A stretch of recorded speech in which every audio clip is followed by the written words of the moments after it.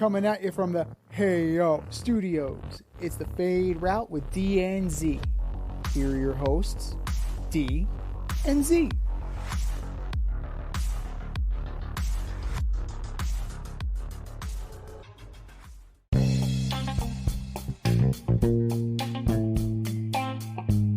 Coming at you live from the AYSO studio.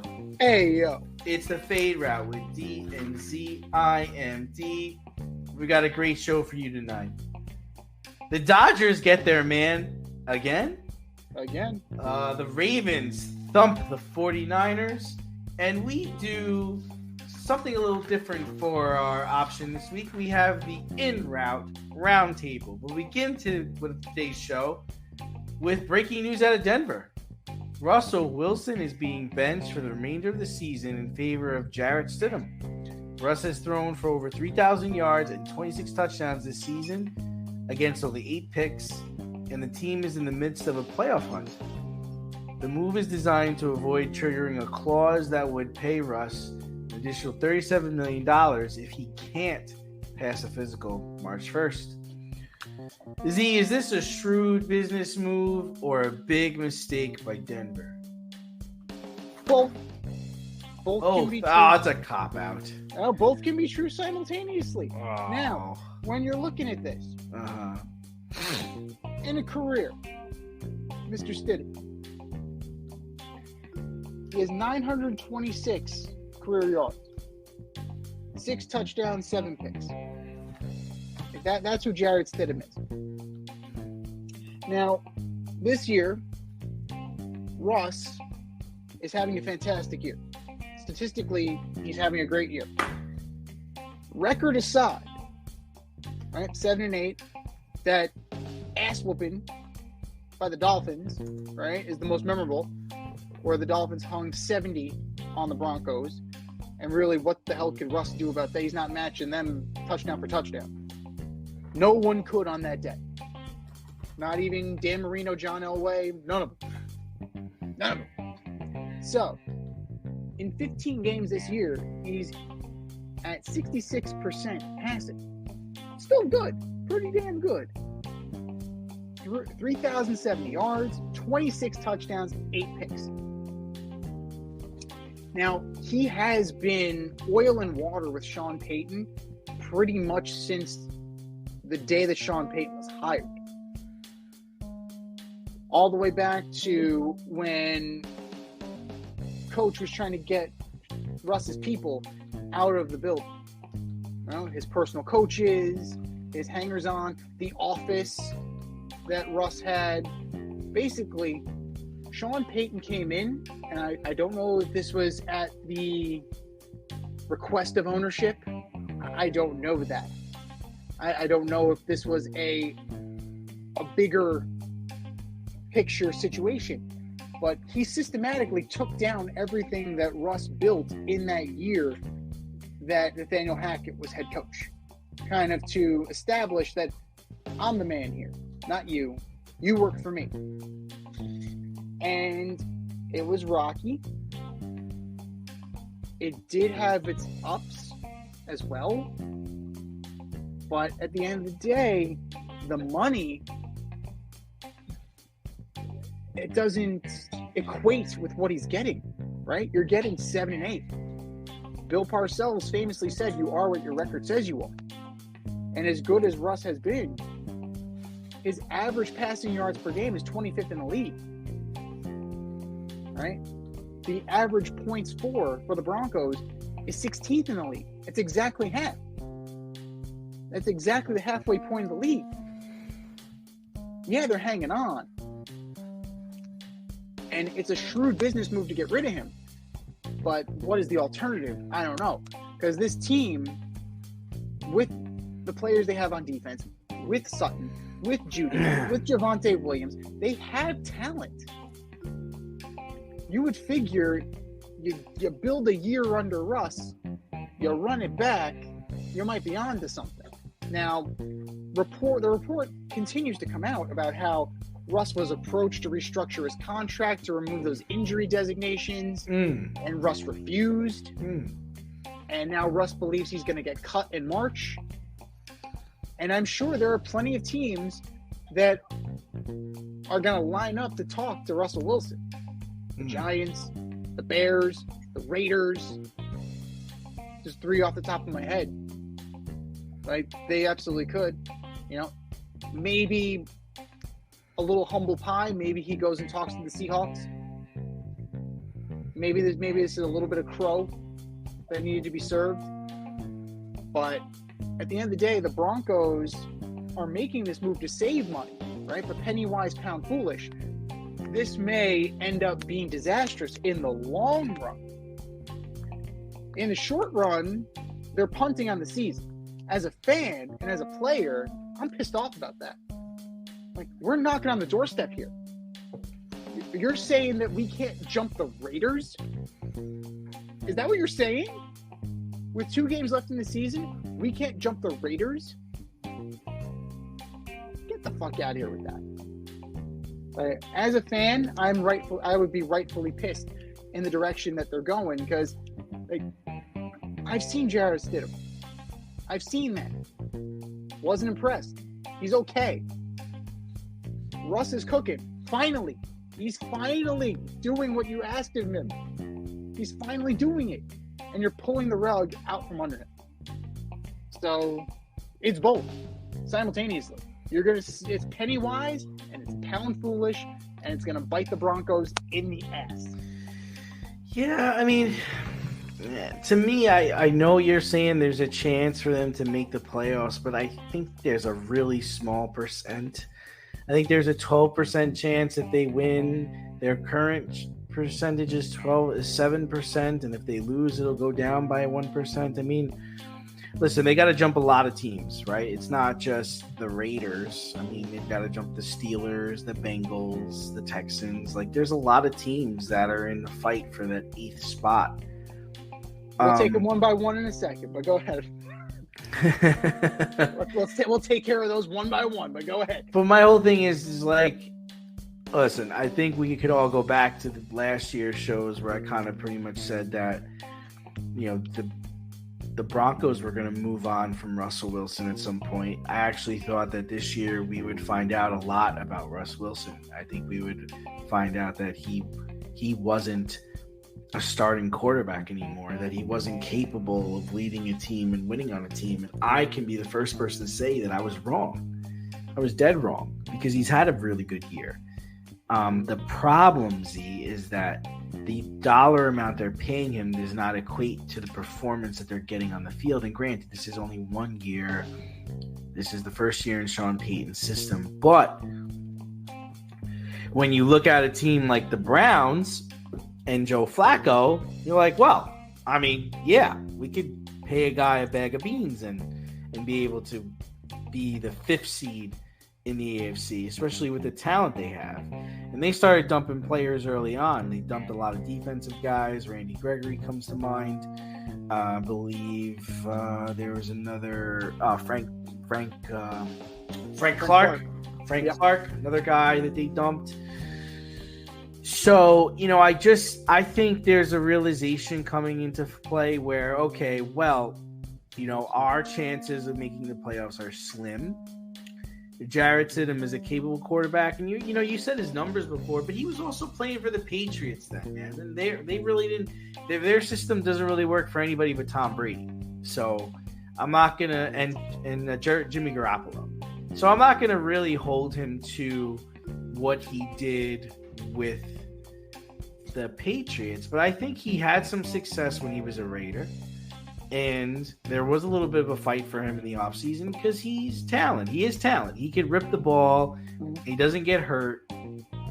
There's more upside with him than there is with Russell Wilson at this point. So to their fan base, it's just like, hey, you know, we thought we were going to compete at a high level. We kind of did because, you know, despite everything, we're around 500. We're 3rd in the AFC West. And I don't think really turning to Jarrett Stidham is punting on the season. I think we're trying to prepare ourselves for next year, but also trying to be competitive this year. So, you know, I think I do not think he will be a Bronco next year. There was a line of teams interested in him last offseason. I'm sure he'll get another job, but it's his personality too. He's, there are reports that he isn't a very team friendly guy. Like he's in his own world, and that's okay. So I'm okay with him doing this. I think it's a shrewd business move. I do not think it's a big mistake by Denver. Denver ain't winning the championship. They ain't coming out of the AFC.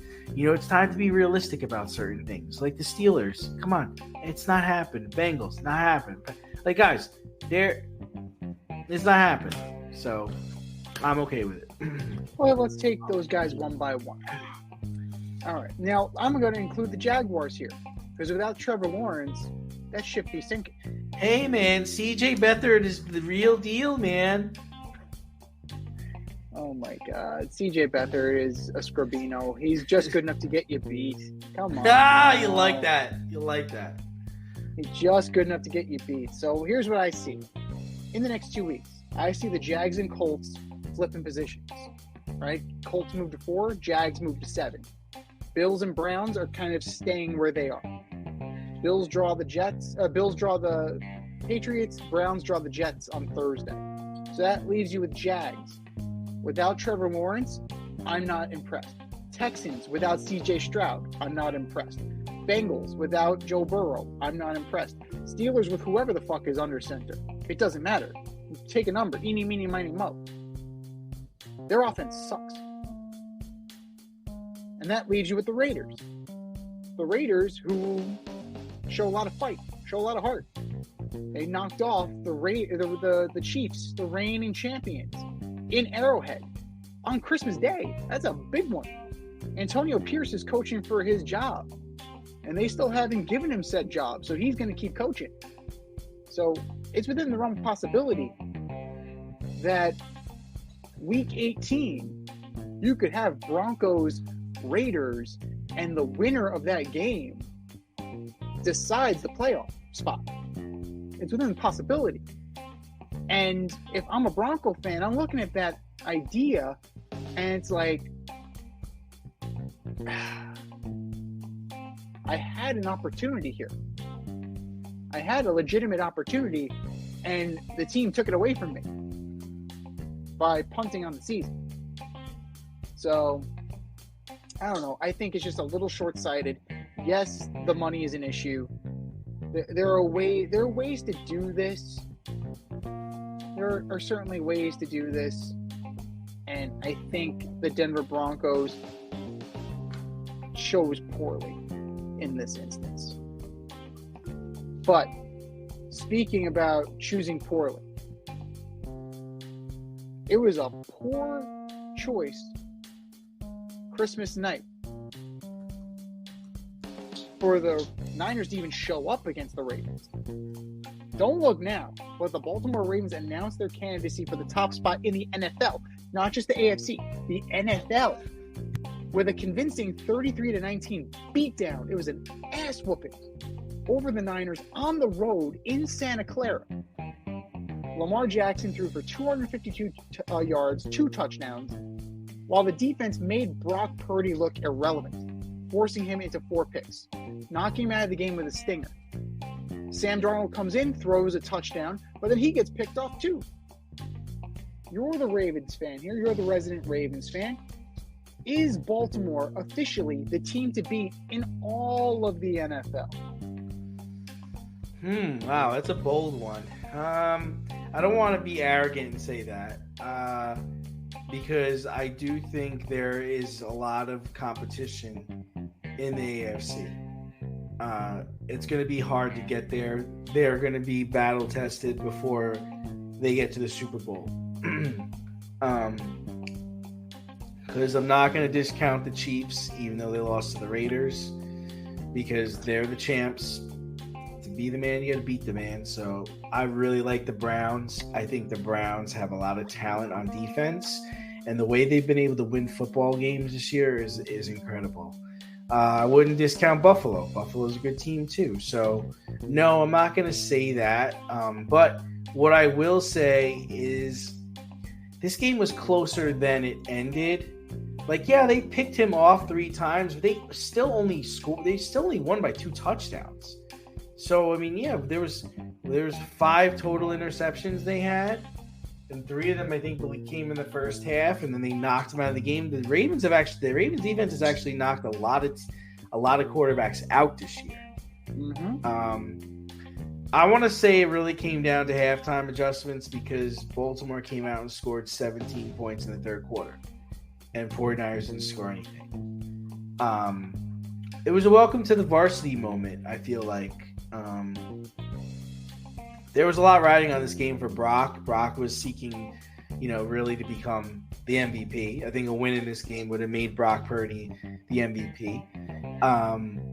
Christian McCaffrey too had a lot riding on this game, and he played well. They didn't have he had 100 yards and a touchdown, so they didn't have a lot of answers for him. I was pedestrian. The biggest thing is the Ravens didn't turn over the football. And when you think about it, I mean, the 49ers turned over the ball 5 times, and they only lost by 2 touchdowns. They're a good football team. I'm not going to shoot them down. I think we got to also remember that Brock Purdy was Mr. Irrelevant for a reason, man. For a reason. I saw Deebo Samuel take a shot from Marlon Humphrey like it was nothing. Like it was like Marlon Humphrey hit a brick wall and he just kept going. This team is talented. And if they were to meet in the Super Bowl and you give them 2 weeks to prepare for this game, it's a different game. So no, I'm not ready to crown the Ravens. I think it's going to be I think they've got to go through the AFC, which, they have a habit of collapsing in playoff games. And then they're going to have to beat the best the NFC has. So I think they're not officially a team to beat, but this was a big game for the Ravens. It was a big game. I think this weekend is going to be even bigger because they draw the Dolphins. It's number 1 versus number 2. In Miami. But this has a chance to be a letdown game. You get really up for both sides because Miami's had the Cowboys. Sure, right.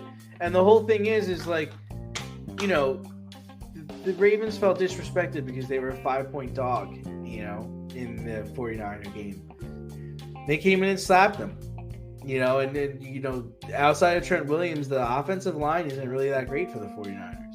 So it was a good game. It was a good game, and I think it will help the Ravens keep moving in the right direction. Yeah, definitely. It is a little bit disconcerting when you look deeper into the numbers, right? The Ravens' passing attack is only 21st in the league. Their run game is number 1, but a lot of that has to do with Lamar. Lamar is your leading rusher again. 142 carries, 786 yards, 5 touchdowns. Now, of course, that's due to Dobbins being hurt and then Mitchell getting hurt. But can we just talk about Gus Edwards for a second and Justice Hill and how these guys keep getting disrespected? Like, Gus Edwards, how many times does Gus Edwards need to prove that he is a good back in this league? He always seems like, we're going to pencil him in as a third-string back. Gus Edwards has the potential to be a bell cow, and he's demonstrated that multiple times. He's bailed the Ravens out so many times. I've lost count. Yeah, he appreciates you. I don't know if I see it the same way. He's like a Jamal Williams. Look at Jamal Williams the year he had last year, and he ain't doing shit this year. Well, Jamal Williams is also running with Alvin Kamara. And it's a big difference between, being the lead guy, right? Or being complement to a quarterback and complimenting Alvin Kamara. It's a big difference. So Gus Edwards is a very solid back. Justice Hill is a good handcuff for him. They need to, in the last 2 weeks, they need to establish that. Because what do we always say about the quarterback being the leading rusher on your team? It's a recipe for disaster. So if they can establish a rhythm, and if they can take that out of Lamar's game to some extent, I'm not saying entirely, but it shouldn't be one of the features, we'll say. Lamar can focus on the passing game, and he can be effective.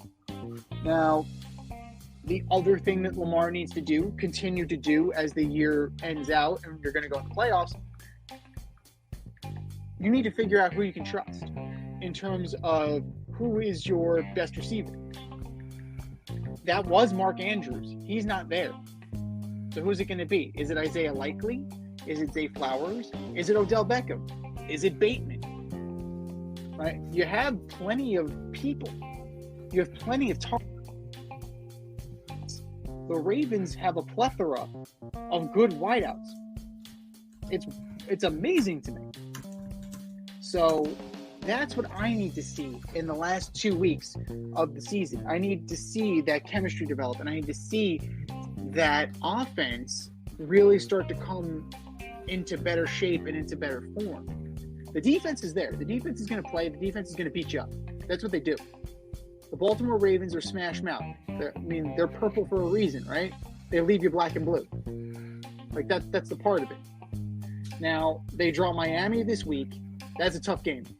And then week 18, possibly with nothing to play for, against the Steelers. So you're closing out against the Steelers. The Steelers have pride. They're going to play that game hard. They're going to play that game tough. So I really want to see what they've got. But as of right now, officially, I got to say that they are the team to beat, right? The Niners were that team. The Ravens knocked them off. So now they're at the top of that perch. They're king of the mountain right now. That's all the regular season is. It's a game of king of the mountain. Who can come and knock me off? And no one has been able to stay up there for very long. So maybe the Ravens are the last man standing. Maybe they will be. Time will tell.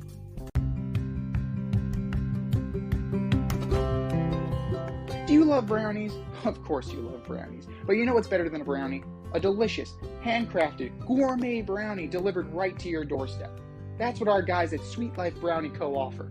Chef Tommy D and the crew offer a dozen delicious delights that you will crave, from the classic OB to Dutch apple to campfire s'mores and many more. Check out their website, sweetlifebrownieco.com, for their Friday brownie drops. At noon, their site goes live and you see what they're making.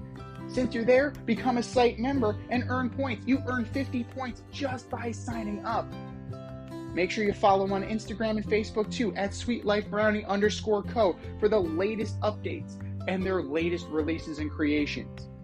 That's sweetlifebrownieco.com. Give them a call, 845-641-3043, and tell them D&Z sent you. That's sweetlifebrownieco.com, 845-641-3043. Sweet Life Brownie Co., because there's always room for a brownie. Speaking of time, oh boy, another day and another record contract given out by the Dodgers.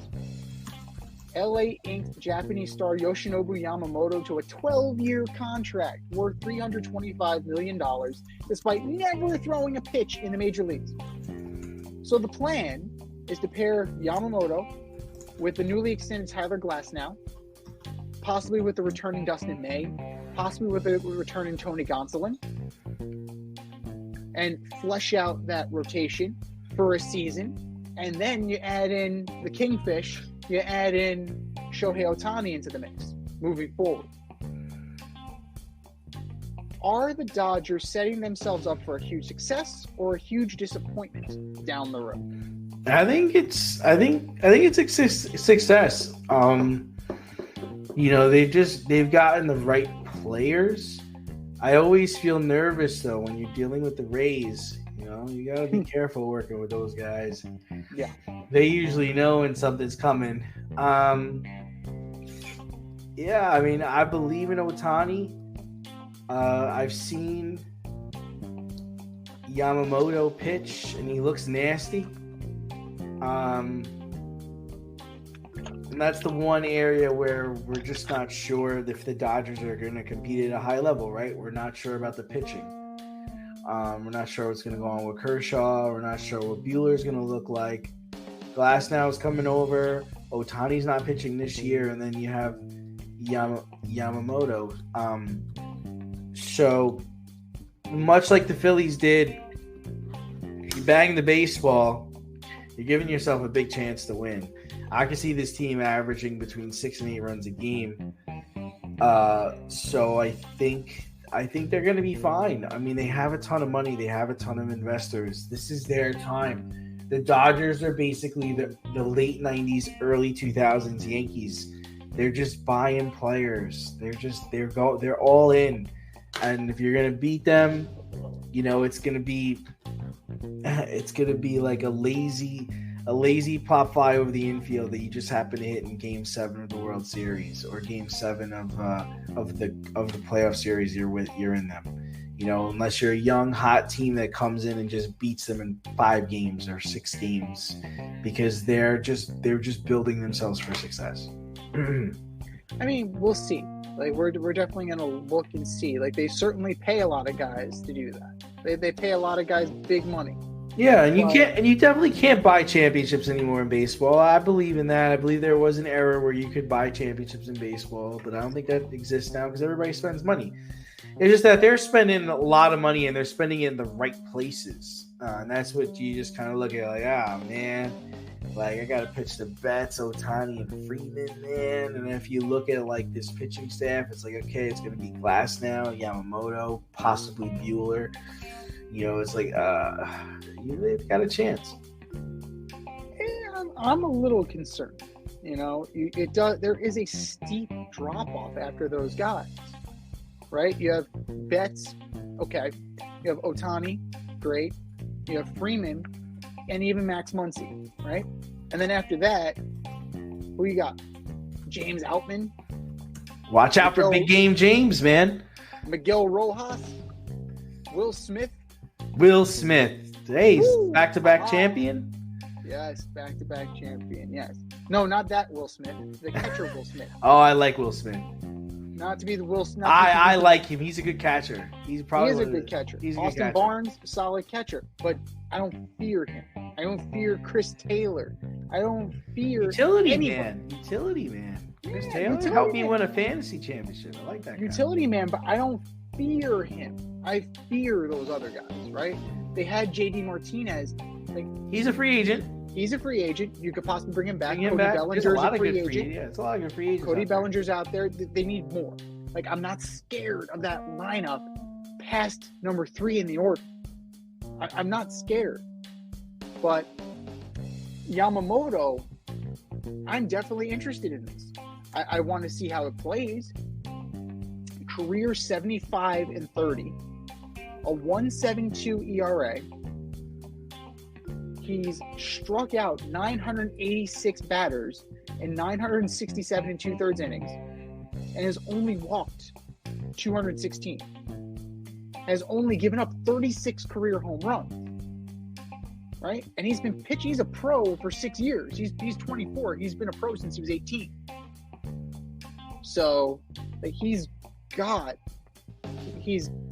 years under his belt. Much in the same way that Victor Wembanyama had years under his belt, even though he's only 19 years old, right? The years of pro experience in France.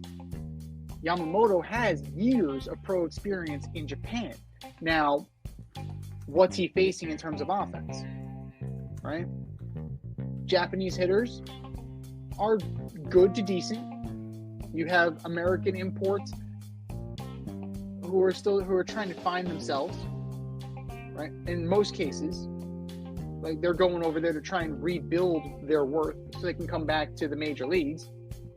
So, what's he really facing? I fully expect that earned run average to tick up closer to 3, just because he's facing better competition.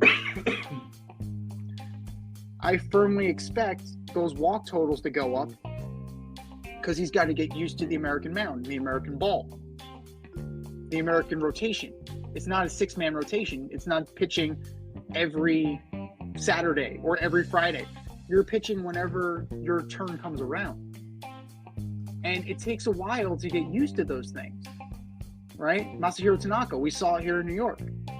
Like it took him a while to get used to it, and he pitched to decent success. Playoff Tanaka was a real thing. He was better in the playoffs than he was in the regular season. But Masahiro Tanaka was very good once he figured out what to do and how to change his game to adapt it to playing in Major League Baseball. I firmly expect Yamamoto to do that. I doubt he's going to be as dominant as he was in Japan. But I'm still looking at this roster. I'm still looking at this team. And, you know, I'm not impressed with a lot of it. I'm not impressed with a lot of it. You have a lot of splash. You have a lot of big names. You have a lot of money thrown around. And then once you get past that, you know, like maybe Bobby Miller will be good. We'll see. You know, Bobby Miller was okay last year. We'll see. Can Dustin May fully come back ever? We'll see. What's Emmett Sheehan? What's Gavin Stone? They're very front-loaded, and then you're relying on a bunch of guys that we still know about. Prospects are prospects for a reason. They're question marks. They're absolute question marks until they get to the bigs. But I think long-term, it's going to be a disappointment. It's going to end up being a disappointment. 12 years, that's going to be age 36, right? What's Shohei Ohtani at that point? Is Freeman still there? Is Mookie Betts still there? What does this team look like at the end of this term? What does this team look like at the end of the contract? Because that's when the balloon payments are going to start for Ohtani. They might have just put themselves into a financial quagmire that they may have difficulty getting out of. So other teams are going to spend, and other, like you said, like other teams are doing that. They're not shy of playing with the big boys anymore, thanks to TV contracts. They're getting this cash and they're using it. And I think that short term, sure, there's going to be a success. Is there going to be a World Series? I'm not seeing it. But I think as we get further and further down the road and that balloon payment starts coming, as that balloon payment becomes closer and closer, it's going to bite them in the ass.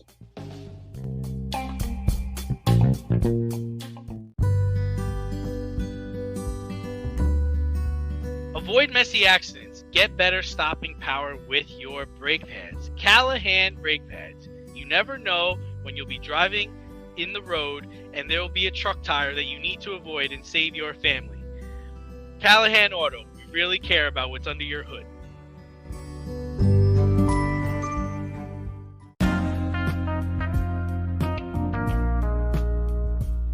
It's the In Route, where friends of the show get a special segment with us. Want to be part of the action? Want to be the newest member of the In Crowd? You know what to do. Hit us up, faderoutemail@gmail.com, or slide in those DMs on Fade Route Podcast on IG, or hit that Twitter, FadeRouteDNZ.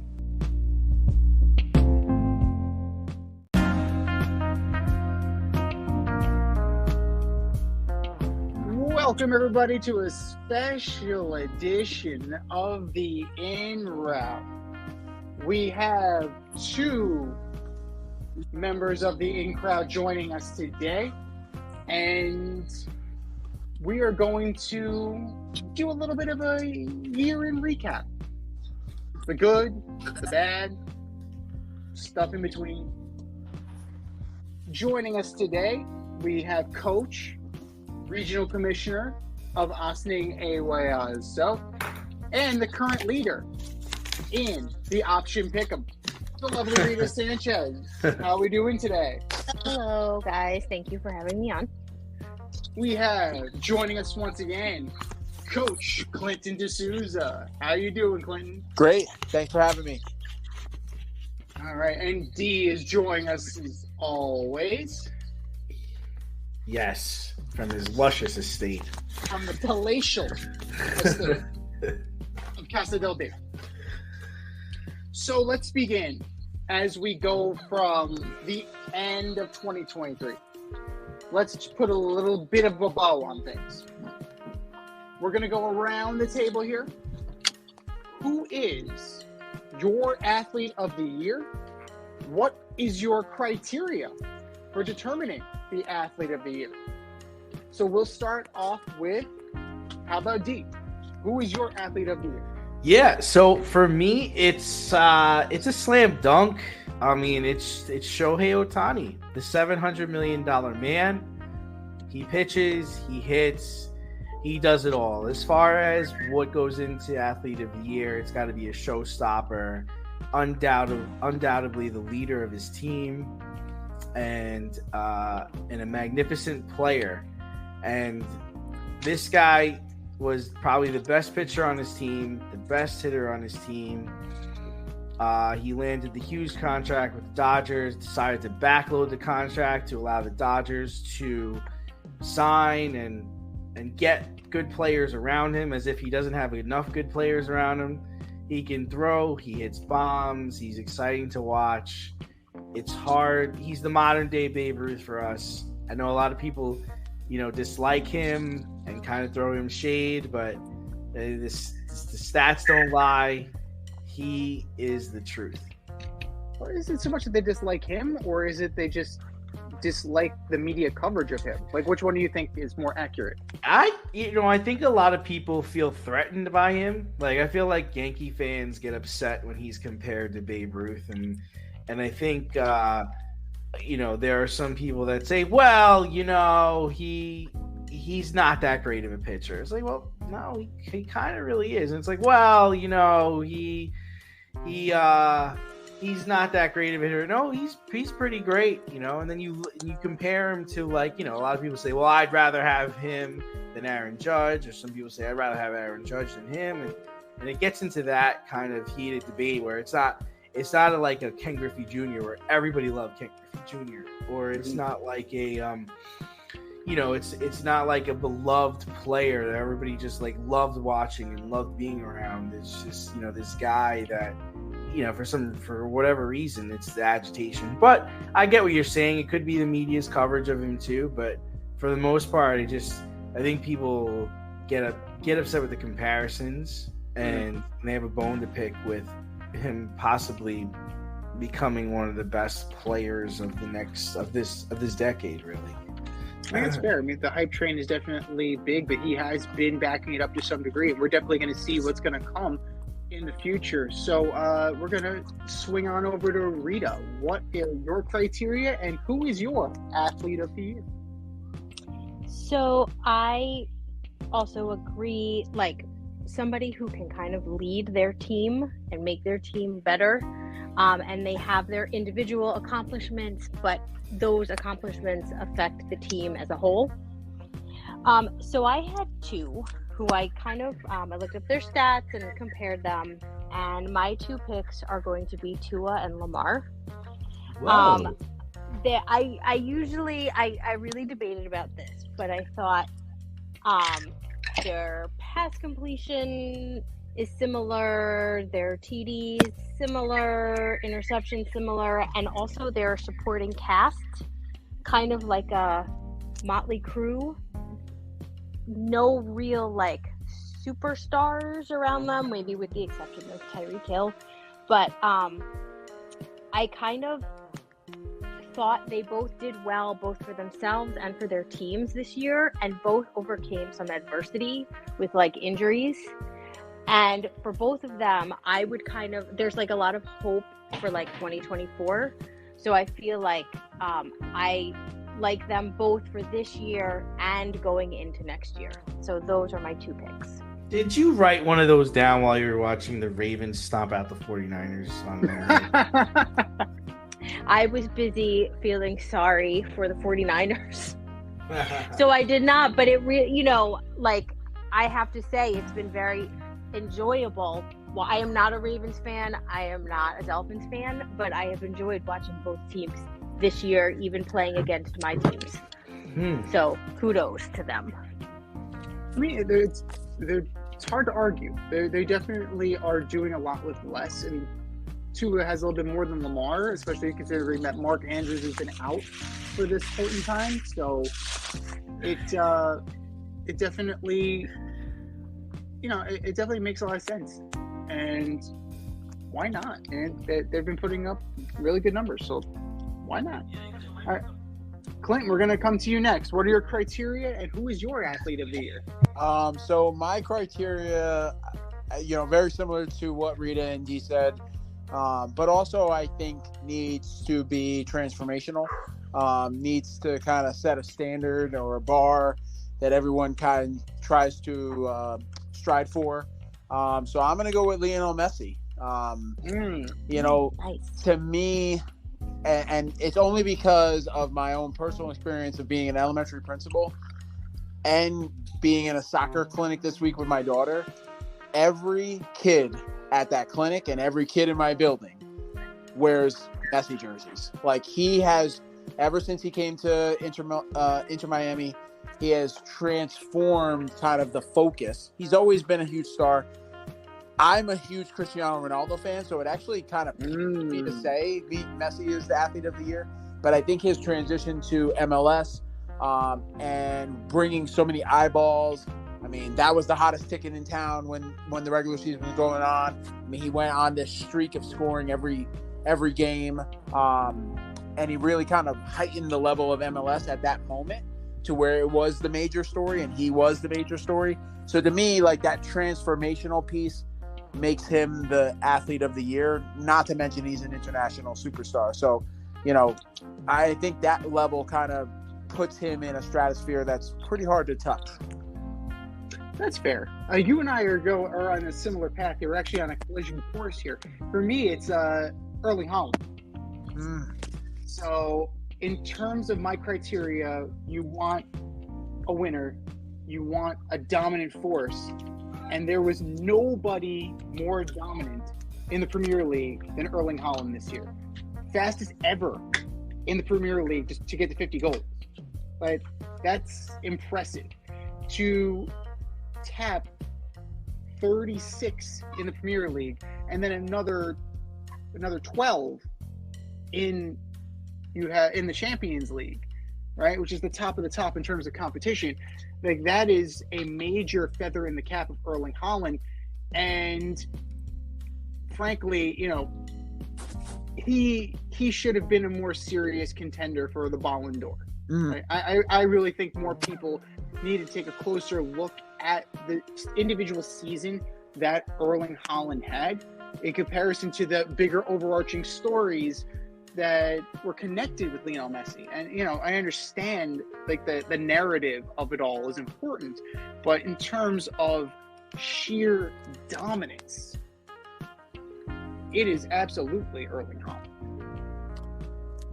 But one man does not a team make. Now, let's start thinking about this one. Who was your team of the year? Rita, we're going to go to you first. Who was your team of the year, and what's your criteria? What were you looking at to determine the team of the year? So your one man does not a team make, nor does one woman a team make. So my criteria for the team is that they're durable. They can get it together when it's needed, and that they have depth and are not just relying on like one or two people to carry them through, thus getting them through like injuries and stuff like that.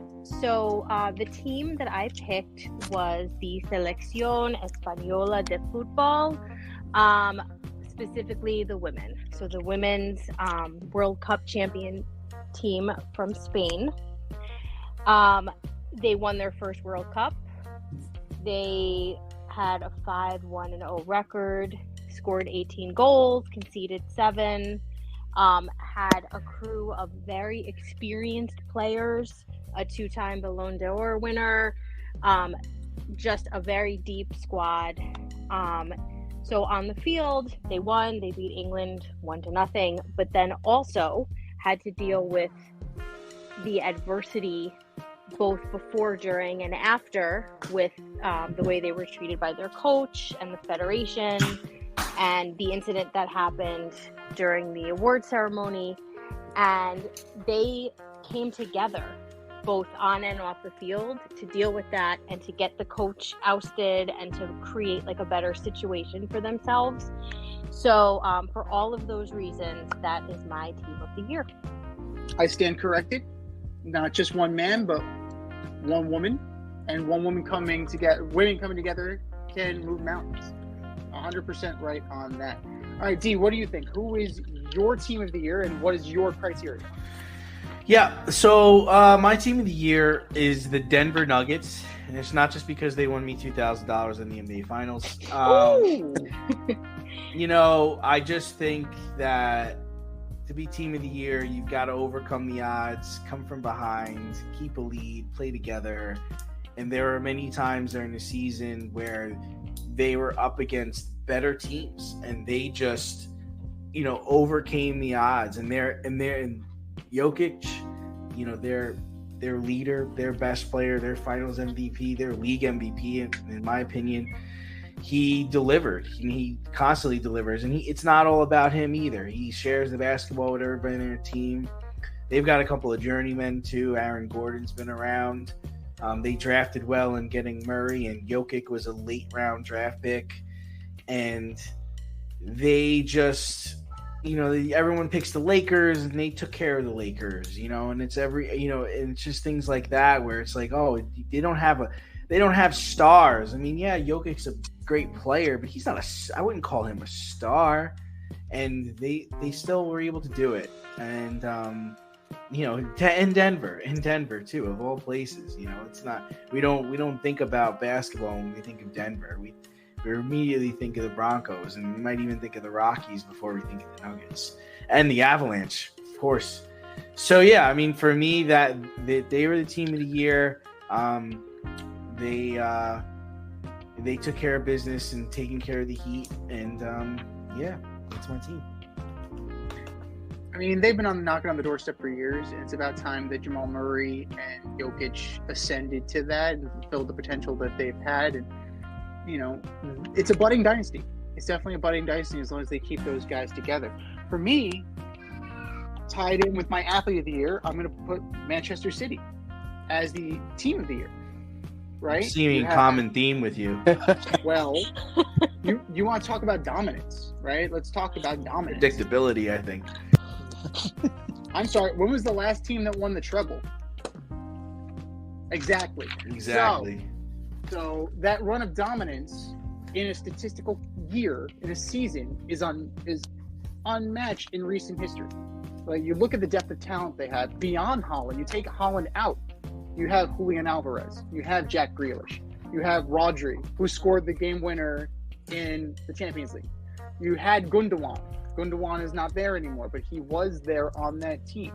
You have a guy like Kyle Walker, John Stones. They are deep, and that depth is now being tested this season. But in that moment in time, they had multiple players at every position, and they were able to dominate and throttle the competition, right? They were in it up until the end with Arsenal. Arsenal fell back, and then Man City was able to take it 28-5-5, 89 points. Like, that's in the Premier League. That's pretty darn good. And, virtually unbeatable at the Etihad. Right? 1 draw, 1 loss. 17-1-1. Right? That's home field advantage right there. Right? You want to talk about, Minute Maid Park for the Astros, or you want to talk about Fenway Park for the Red Sox. You go to the Etihad, you're going to lose for the most part. And then they took that show on the road. They beat Man U in the FA Cup, right? They won the Champions League. They just won the Team World Cup. So this run is by far the most impressive just from the level that they've had to compete at, because they're getting the best shot, right? Like you want to talk about, like, to be the man, you got to beat the man. And they were getting everybody's best shot from week one. And they pretty much handled everybody, dispatched them pretty easily. So I got to say that is a major league victory, right? And that's definitely something that is historic. So that definitely qualifies for me for a team of the year. But Clinton, what do you think? What's your criteria? Who is your winner? So criteria is similar. I think, like you all touched on, has to bounce back from adversity, has to have the depth to handle injuries, and also, they gotta win. The results are gotta be there. So it may be, I tried to avoid the recency bias thing, and I think I'm going against recency bias because many people would say, well, how can they be the team of the year given how they're playing recently? But it's the Kansas City Chiefs. They're Super Bowl champs. They had to deal with a lot of adversity last year. Two major storylines were Mahomes' ankle and how he played through that pain. And secondly, they lost the best receiver in football and still won the Super Bowl. So, to me, yes, right now they're definitely feeling their pains. I blame more Taylor Swift than anything. But if they make the playoffs, it's not a team that you really want to see because they have the experience. They've been down this road before. They've dealt with adversity. They went and won big playoff games. They've shut up mayors like the mayor of Cincinnati. So, it's, to me, they're the team of the year. Wow. Even though they are 9-6 right now, they're still a story.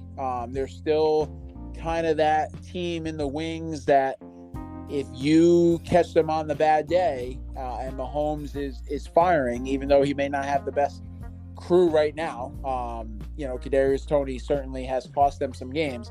It will definitely. Andy Reid. I also think team of the year criteria is your coaching, and I think I trust Andy Reid to get it figured out. I trust Patrick Mahomes to figure it out, and plus their defense is even better this year than they were last year when they won the Super Bowl. So that will be a factor going on the road because they'll have to go on the road and win. They'll have to contain Lamar. I think they're one of the defenses that could do that in the AFC and be the representative in the Super Bowl again. But they really got to turn it on offensively. But right now, to be the champ, you got to beat the champ, and they're the champs. Kadarius Toney giveth, and Kadarius Toney taketh away. Of course. So that's the thing.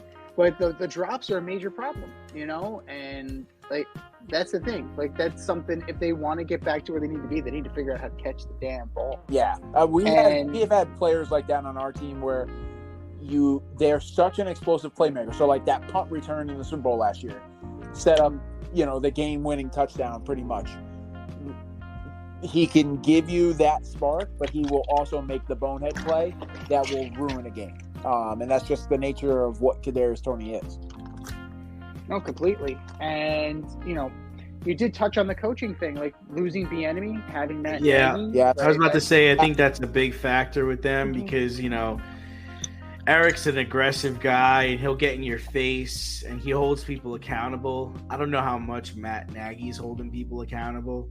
Patrick Mahomes is having meltdowns on the sideline. Travis Kelce's chucking his helmet. Yeah. It's a bad look for them. And you know what? I was talking to somebody about it. It's their body language is off. The vibe is off. I'm not going to blame Taylor because she could really trash this show. But I think Kelsey's having a down year. Yes. And that's affecting it. But yeah, they did also lose the most explosive wide receiver in the game. And he changes things. And it's you could count on Pat Mahomes to get them back in the games, but at the end of the day, these guys don't catch the ball. There's nothing you could do. And I also think they missed in the draft.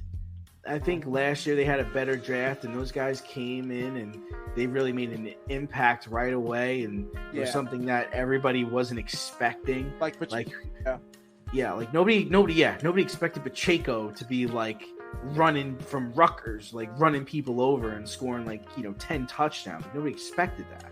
And on the defensive side of the ball, their corners and their linebackers, and they just were playing at a high level. And this year they're kind of meh, And I think what they really need is they need to face Buffalo in the first round of the playoffs and beat Buffalo, and that would really propel them, I think, to make an impact this year.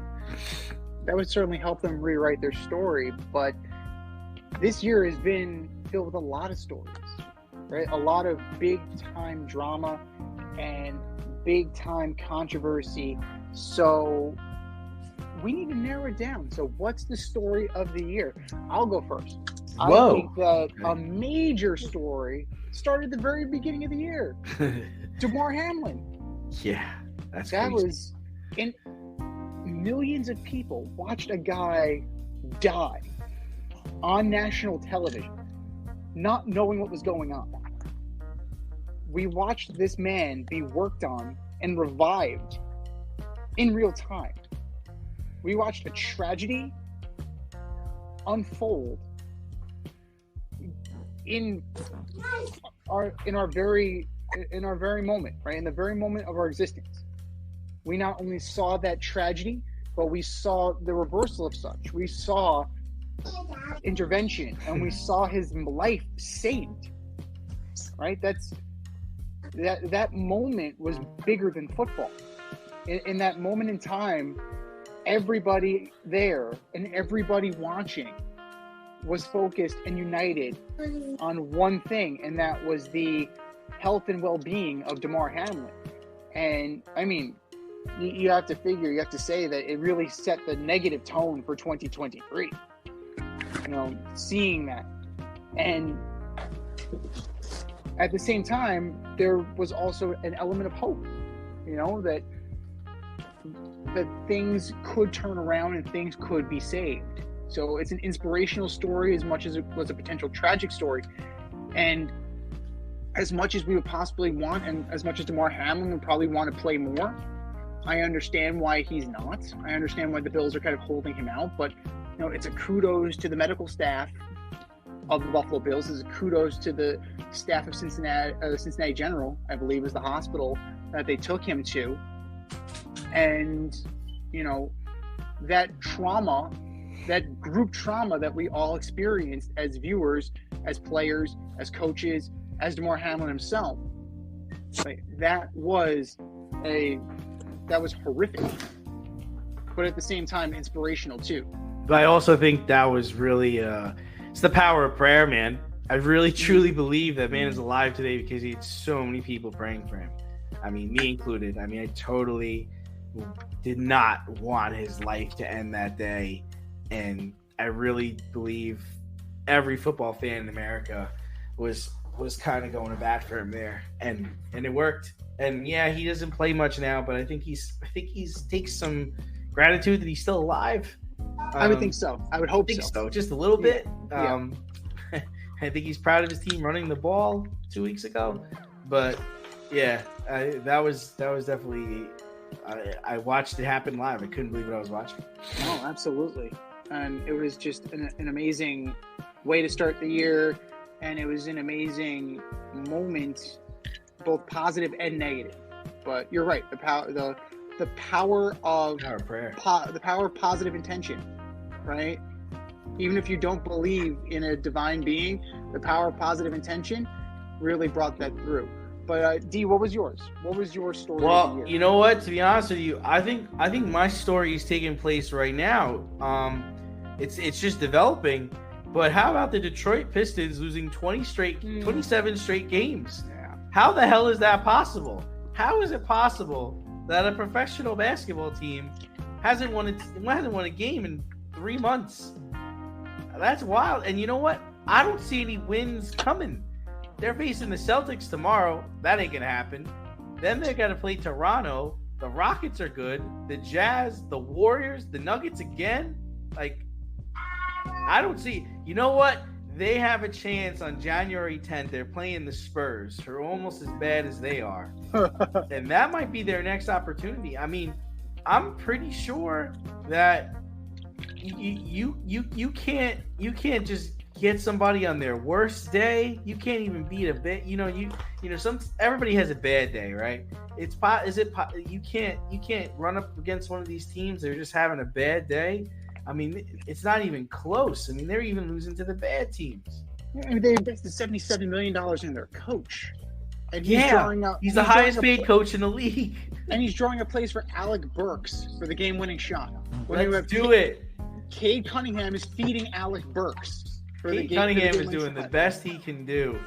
And it's not enough. He scored like 40 points in the second half a couple of days ago. It wasn't enough. You know what's funny? That is every team now. Like when you're at the top of the team, you're going to get their A game. They're going to get their A game from the opponent because nobody wants to be the opponent that they win against. Right. Oh my God! Now, he just signed this contract, but how long before you blame the coach on this one? I mean, my goodness! Or you break up this team, but I mean, really, what are you gonna? I would just let him fry. Like I'm not bringing in anybody else to deal with this shit. No way. I mean, you can't. Like, there's really nothing you can do. Like the players are lowering their value. Monty Williams is lowering his value.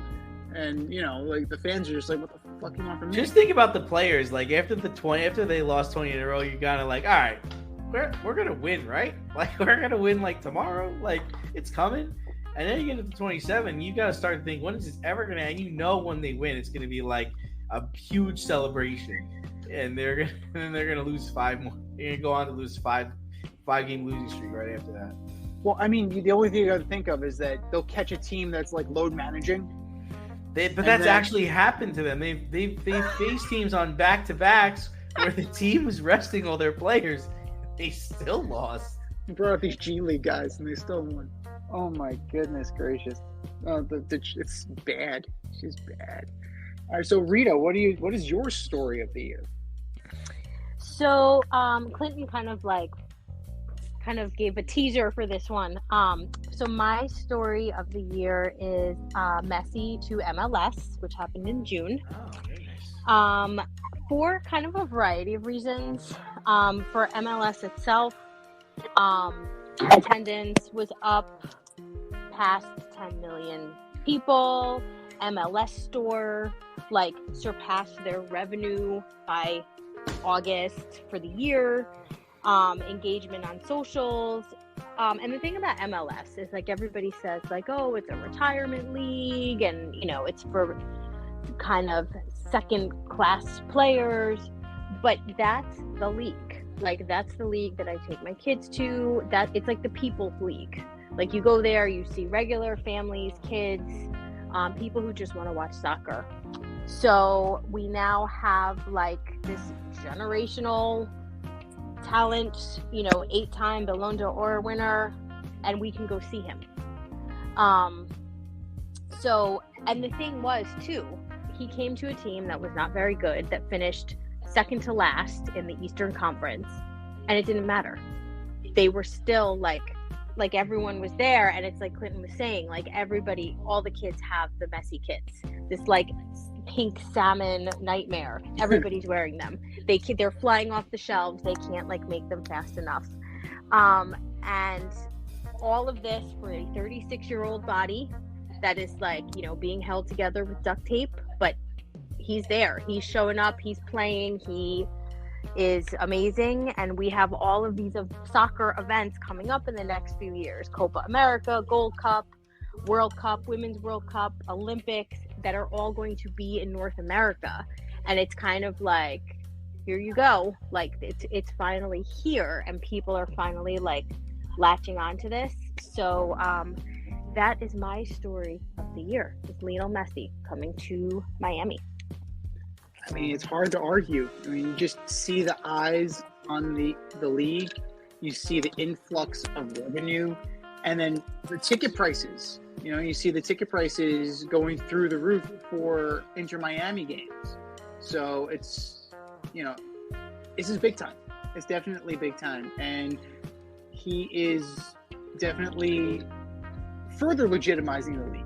You know, there's that idea, like you were saying, Rita, that it's a, you know, it's a retirement league because you had David Villa and Beckham and all these guys come in at the tail ends of their careers, but he's coming and he's still bringing it. He just won the Ballon d'Or. So, you know, with any luck, he keeps bringing it this year with his new buddy, his new running mate, Luis Suarez.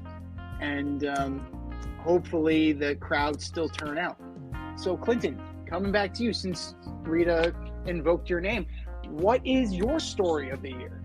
I think my story of the year is kind of a multitude of situations, and that is the backup quarterback. The NFL has been ravaged, even though they have put in many rules, and they are over calling roughing the passer, in my opinion.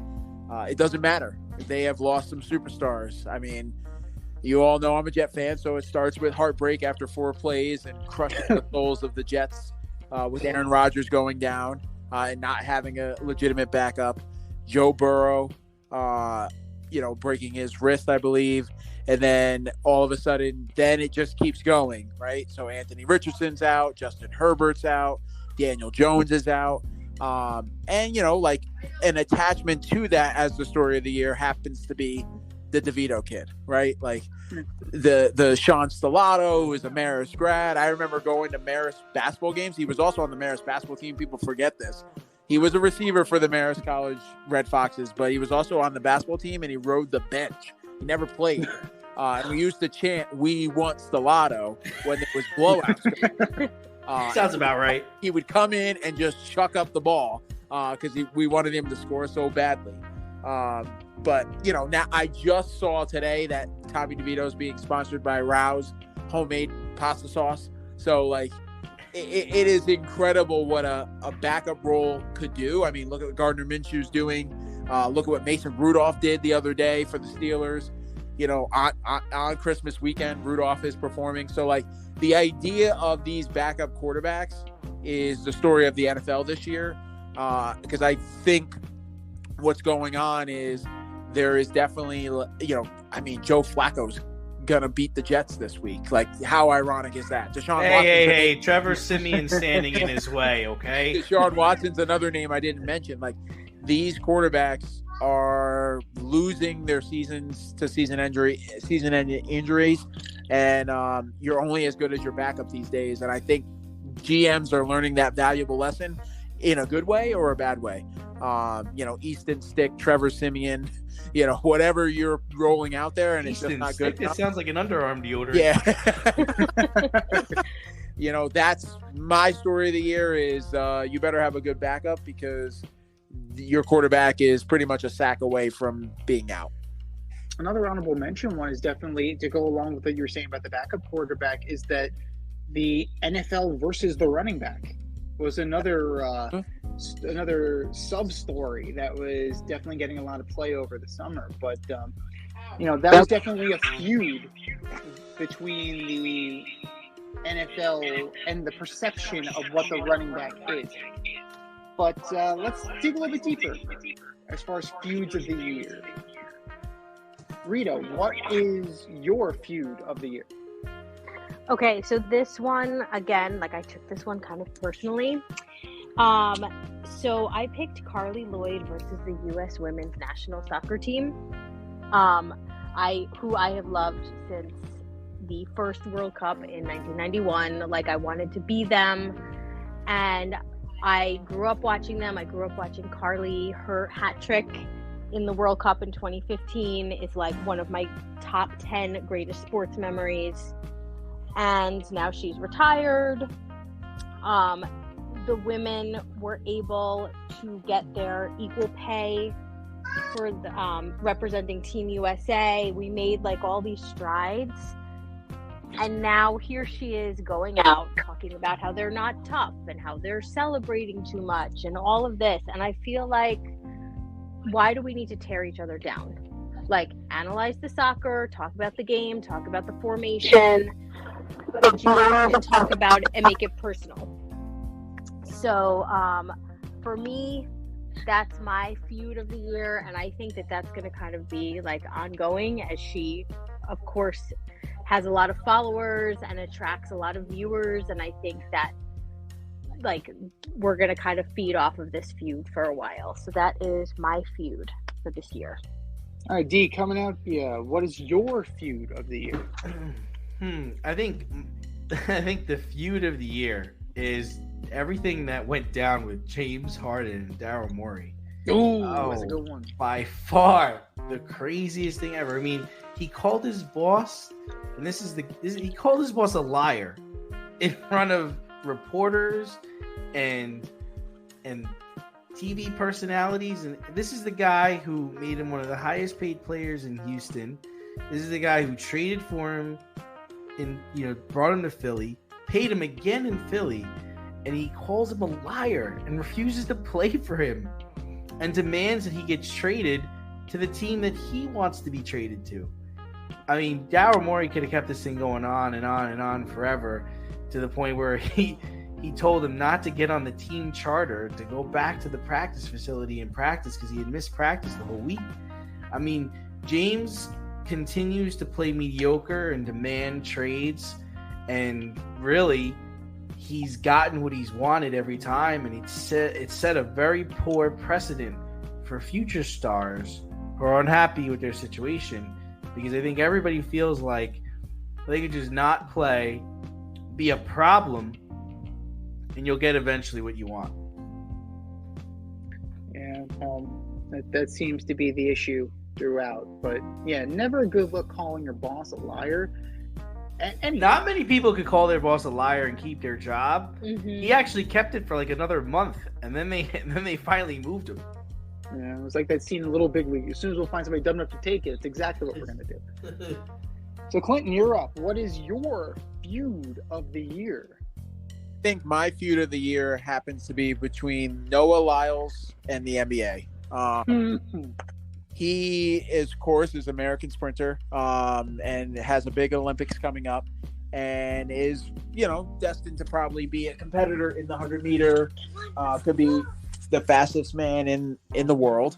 And he decided in his platform after, a championship race to call out the NBA for calling their champions, the Denver Nuggets, the world champions. And it turned out he was right, because they go to the FIBA World Championships and America finishes fourth, not even second, fourth. And it obviously definitely vindication for his performance or his words, because they couldn't beat the rest of the world in basketball. And here they are, and a lot of NBA stars came out against him. Kevin Durant, LeBron James, talking like, is this guy crazy? Like, we're the world championship. We're the best basketball players in the world. So that's why we just take the world moniker when we win the championship and we hold up that trophy. But he turned out to be right. So he kind of won that feud, in my opinion. And, good for him and gutsy of him to take on the entire league in that regard, and some major influencers like LeBron James and Kevin Durant. Yeah. And lest we forget that the two best players in there were one's from Eastern Europe and the other one's from Canada. So that's all you need to know about that. So Noah Lyles should definitely feel vindicated about that. But for me, the feud of the year has to be, and this is close because you have a lot of really interesting subplots. I gotta say that the number one feud this year was between Major League Baseball fans and Major League Baseball, particularly the traditionalists of it all. This year was a major year of change, right? With the new pitch clock and the bigger bases, and there's a lot of change happening. There's a lot happening in Major League Baseball. Plus, you have the challenge system, and you have so many facets of the game being tinkered with at the same time in order to speed up the game and ultimately have a better, faster, more athletic product. And fans aren't exactly, some fans aren't exactly happy about this, right? It's like, get your hands off my damn game. And baseball, in general, is the sport where you have these guardians of the game. Pretty much every other sport welcomes these changes, right? I mean, the ABA ushered in the 3-point shot in the NBA, and I'm sure you had a few people who were against it, but not to the point where Major League Baseball fans are, right? The NHL eliminated the 2-line pass, and they instituted the no-touch icing. People weren't up in arms about that. So Major League Baseball needs to do these things in order to stay relevant. And these fans need to realize that in order for them to have a product to go see, they're going to have to embrace change. Like, they may not have to like it, but they have to understand that this is what's happening. And it's working. I as somebody who is skeptical of these changes, it's working. We have to acknowledge that. But Major League Baseball fans, you need to get down off your high horse, and you need to acknowledge the fact that the game needs to change. And it's too much at one given time, but it needs to happen. So kudos to Rob Manfred. There, I said it. My one nice thing I've said about him this year. Kudos to him. And Rob Manfred has caught a lot of flack from us on this show. Like, he's been the Alleged Superstar of the Week nominee multiple times. So he's not our favorite commissioner, but you have to acknowledge when he's doing something right, and we as fans need to embrace it.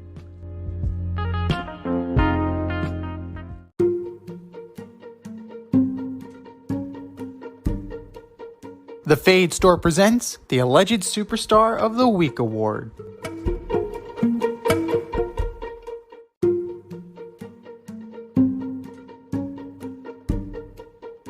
You guys know what time it is. It is time for the Alleged Superstar of the Year. So here's what's going to happen, guys. We each have somebody that we're going to nominate, and it's going to go up on our Twitter account. We're going to put up that poll at FadeRouteDNZ, and you vote, and you vote, and you vote, and you vote. And the winner of this vote will get a shout out on this here show and the coveted ass trophy for the entire year. This is the grand trophy, the biggest ass trophy that we can give. Let's see what we come up with. Clinton, who is your Alleged Superstar of the Year? It has to be Russell Wilson. I mean, there's definitely recency bias, but I also am going back to last year and just the fact that he said, let's ride, and then had his worst performance, which could be credited to Nate Hackett, because let's face it, I'm not in love with him either. But the idea of going out there, and basically the organization has known for 2 months that you are not the answer, yet we want you to go out there and win games for us. And then you put on this performance that actually leads the Broncos to relevance. And now they're benching you for Jarrett Stidham because they know by contracts, kind of legality, they don't want to pay you the money that you are going to be owed. And they've paid you an inordinate amount of money thus far.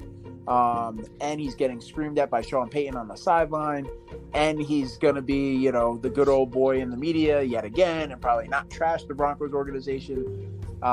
It's Russell Wilson. That is very fair. That's very fair. All success, recent success aside. D, who is your Alleged Superstar of the Year? Oh, I was a little bit worried that Clinton was going to take my guy. But my Alleged Superstar of the Year, it's got to be Joe Douglas. I mean, the roster moves over his tenure are all head scratchers. The idea that all you need is a Hall of Fame quarterback to lead your team to the promised land is not the model every team should follow. Like, I know he hit on Sauce Gardner and he hit on Garrett Wilson, but man, it's hard to find anybody else he's really hit on. Now the Jets are at the mercy of Aaron Rodgers, who'll be 40 years old, coming off of an Achilles tear. And he's the only quarterback in the world who can run Hackett's system and apparently score touchdowns. So I don't know if it's the system or if it's the quarterback or what, but the idea that this man still has a job and Robert Saleh still has a job and Zach Wilson is still on the team is just incredible. And I'm really curious to see how everything plays out next year, especially you see other teams being successful with backup quarterbacks like, you know, Joe Flacco, Case Keenum, and the list goes on and on. I mean, the list goes on and on of backups who have been successful this year, but the Jets, Joe Douglas couldn't get it done. Rita, who is your alleged superstar of the area? Mine is not a human. It is actually a computer. And that would be the video assistant referee, VAR. My complaint starts with soccer, but also exists in football, which are the sports I watch the most. I feel like it's taking out the human element and basically making the humans, it's going to be like toll booth operators soon. Like, it's hard enough being a referee. It's hard enough making these judgment calls. And now everyone immediately is looking to these computers to make the decision. And it's taking away from the integrity of the games. It's adding time to the games. It's stopping games at unnatural points. And even the players, like the players themselves, are looking for flags and looking for handballs and looking for calls. And I think it's ruining the games. Maybe for the sake of betting, I'm not sure. That's like another conversation. But I am going to say that VAR is my alleged superstar of the year. It's a good choice. It's solid. Infected soccer. It's infected football. It's infected baseball. It's unchecked instant replay is definitely serving to be a problem. For me, I'm going with Brooklyn Nets. They assemble this air quote super team, right? And they tried multiple iterations. Your most recent one, you had James Harden, Kevin Durant, Kyrie Irving. One absolute ugats with them. And then, just all of a sudden, Kyrie's like, I don't want to play here anymore, trade me. And that was the beginning of the end. He's gone. Then Harden's gone. And Durant is gone. And now you're sitting at 15-15, fourth in the Atlantic, wondering what the hell happened to my life. We were set up. This was supposed to be this big thing. We were supposed to have this super team that was going to win. Not 3, not 4, not 5. This sound familiar? The only difference is that LeBron delivered. Not 3, not 4, not 5, but he at least delivered 1. Like, what did you get out of this? Outside of drama and bullshit? And Ben Simmons. Great. Brooklyn Nets, you are my alleged superstar of the year. I think we've said our piece. Go to our X account at BayRouteDNZ and vote. And vote, and vote, and vote. And for our nominees,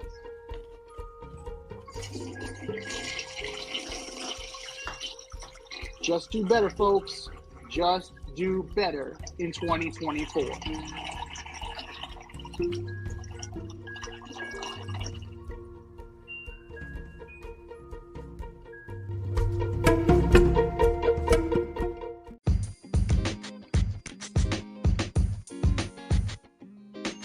Your favorite podcast has its own merch line now. Go to the Fade store with DNZ.com today for all your Fade Route merch needs.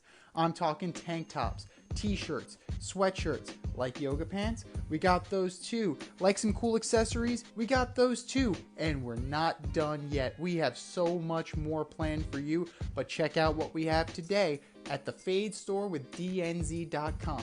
That's the Fade Store with DNZ.com.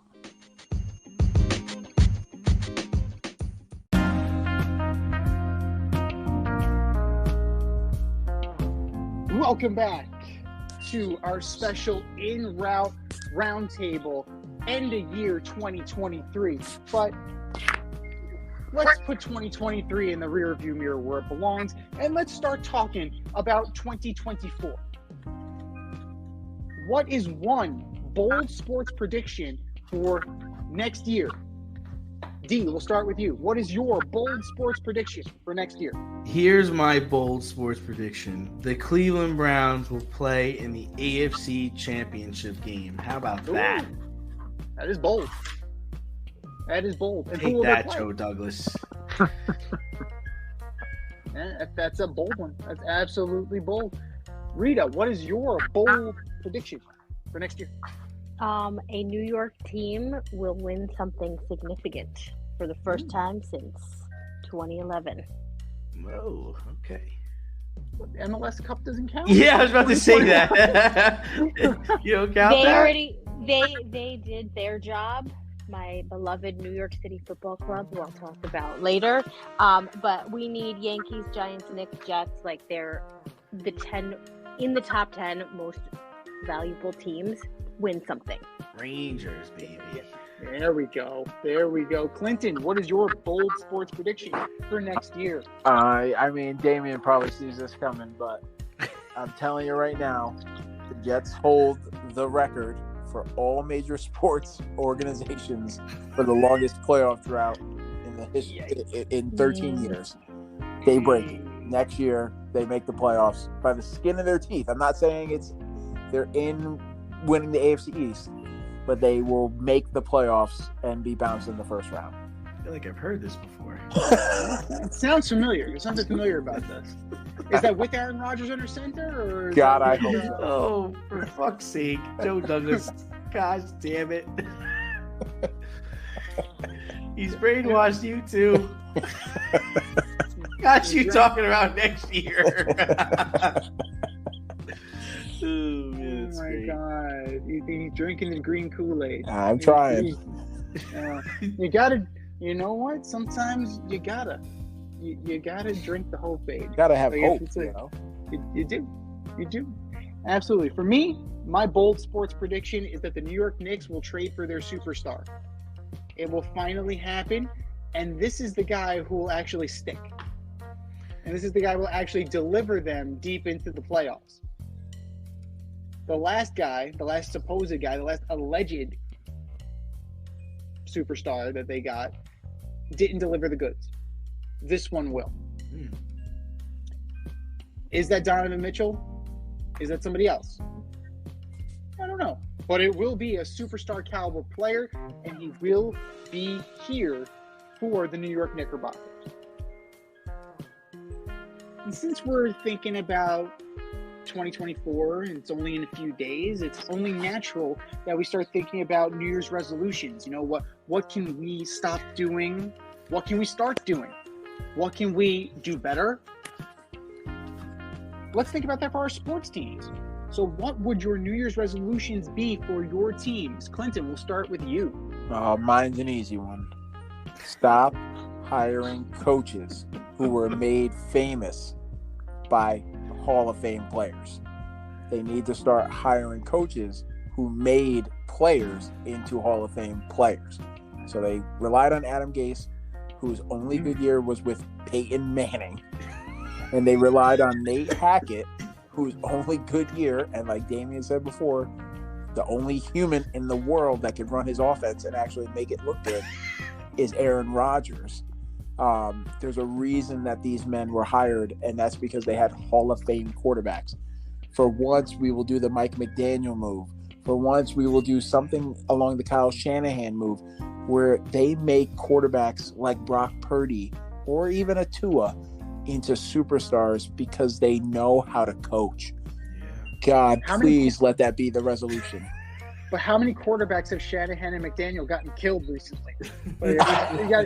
You want to make an omelet, you got to break a few eggs, apparently. Hey, whatever works. We've tried 4, and it doesn't seem to work. That's fair. That is fair. Rita, what is your New Year's resolution for your team? I'm sorry. I was just getting over what you just said about Kai Shanahan. Okay, so for my resolution, I would like a striker to NYCFC, my beloved. I would like a new giant O-line in any variety, because it does not matter who's the quarterback if they're going to get sacked 12 times a game. I would like 2 Yankee starting pitchers who are not named Garrett Cole, in addition to Garrett Cole. And I also would like Mr. Hackett to not be the offensive coordinator of the New York Jets.